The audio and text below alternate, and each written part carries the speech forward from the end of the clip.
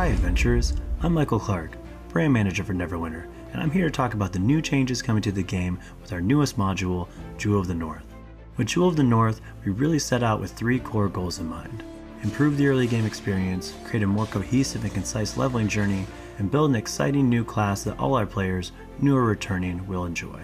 Our first big challenge was figuring out exactly how to polish the leveling journey, and ultimately, this is where we really saw an opportunity to bring the game closer to its D&D roots.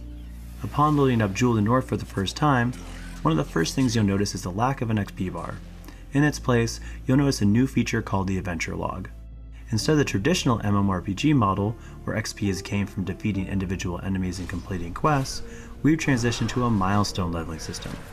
This is a system that's derived from D&D's 5th edition, and in the case of Neverwinter, our larger objectives are what we call adventures. There will be 6 large adventures and zones for you to complete and explore. Neverdeath Graveyard, Velosk, Ebon Downs, Icespire Peak, Chasm, and Whispering Caverns. Each of these areas have been fine-tuned to provide a concise narrative experience, and completing each one will gain a certain amount of levels. After completing all the adventures, you will reach our new maximum level of 20, and will then be ready to take on endgame level content. We've also added 2 new locations to Protector's Enclave that will be very important to your journey: the Adventurers Guild and the Training Room. The new Adventurers Guild houses all of the class and Paragon trainers in one convenient location. It'll also be where you go to learn all the new mechanics and game systems. The Training Room is exactly what it sounds like. This will be somewhere that players can visit to test out new abilities and builds using a vast array of modifiers to replicate different combat scenarios. Our final goal was to create a fun new class, which we think we accomplished with the Bard. The Bard is a support DPS hybrid class who uses the power of music to enhance their allies and defeat their enemies. And as one of the more popular D&D classes, we knew it would be a great fit for our game. In order to truly execute on the dream of playing a Bard, we've introduced a new mechanic called Performance Mode. This allows the Bard to weave together songs during combat by pressing a string of notes in sequence, each of which represents a different song ability. Think of it like the Ocarina and Zelda's Ocarina of Time. Be careful though, the Bard has a limited performance meter, so pay close attention to that during combat. While this feature will be limited to a certain set of notes in combat, you'll be able to enter free performance mode out of combat, which boosts your musical repertoire to include more octaves and semitones. Like the other classes in Neverwinter, you'll be able to choose from 2 Paragon Paths at level 11, both of which change up your playstyle considerably. With the Bard, you'll get to choose between the Swashbuckling Songblade and the more traditional healer support path, the Minstrel. The Songblade is all about mobility, style, and damage output. This deadly duelist is at their best when they're dashing in and out of combat, striking opponents' weak points, and buffing both themselves and allies with elemental damage. The Minstrel, on the other hand, is a mesmerizing performer whose bombastic ballads sweep the battlefield, either lifting allies or devastating enemies. With a much larger performance pool than the Songblade, the Minstrel acts as a more than capable healer for your party. This is all I have to share today, but you can look forward to experiencing all of these new changes when Jewel of the North launches on PC July 27th and on consoles later this fall. Until next time, adventurers.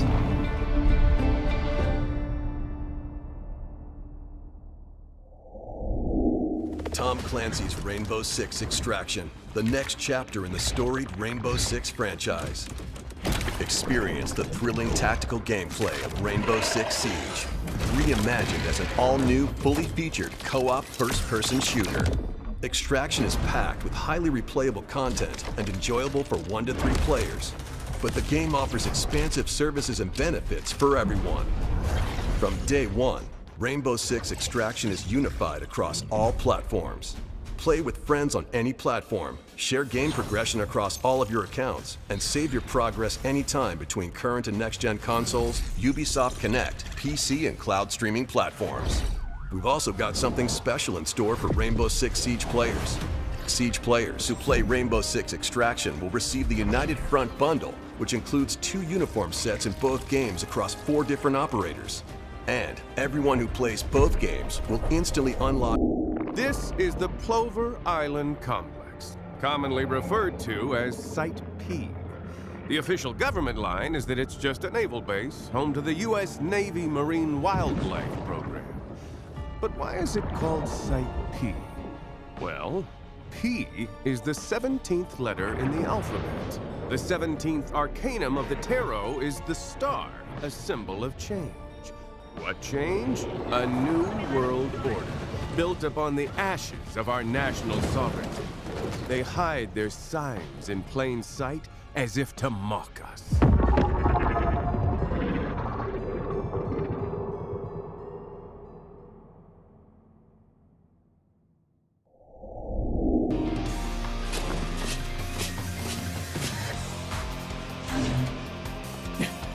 O前の力、正しく眩しいものであることを俺に見せてくれ。グラン。Seox.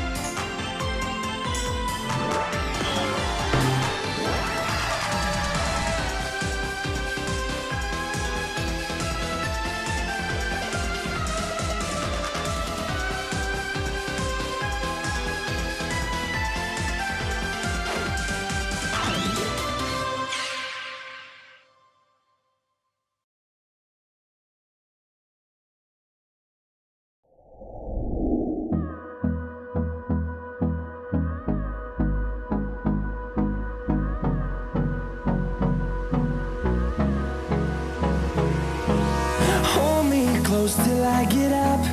Time is barely on our side. I don't wanna waste what's left. The storms we chase are leading us, and love is all we'll ever trust.